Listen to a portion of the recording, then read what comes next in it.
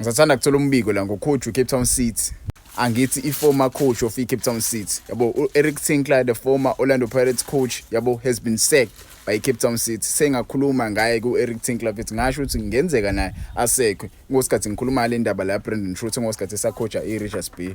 Eric Tinkler isizini since saqalile akadlali kahle. Yabo, so namhlanje Cape Town City isikhiphile statement bathi lana Cape Town City and head coach Eric Tinkler have mutually agreed to part ways.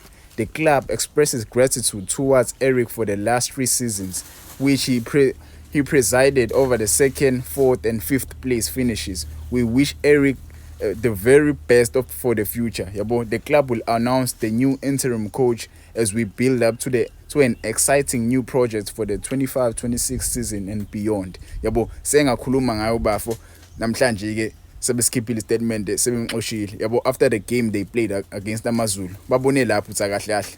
Yabona le project esizama ukuyibuild no Eric Tinkler ayindawo bashawa AmaZulu ngo 1-0 bebedlala home. Yabo, sithi nje isizini isaqalile abadlali ngempela kahle. Yabo, coach sebexoshiwe kule season baningi kakhulu.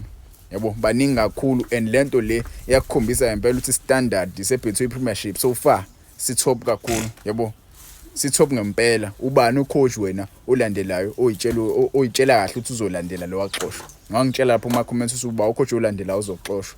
Yabo, because ngisathanda kubona la lo coach lo Chippa United kuphuma umbiko namhlanje ukuthi lo coach uChippa United lo sathanda kushawa iKaizer Chiefs i-contract yakhe iyaphela namhlanje. Yabo, so naye uphathe ways with iChippa United.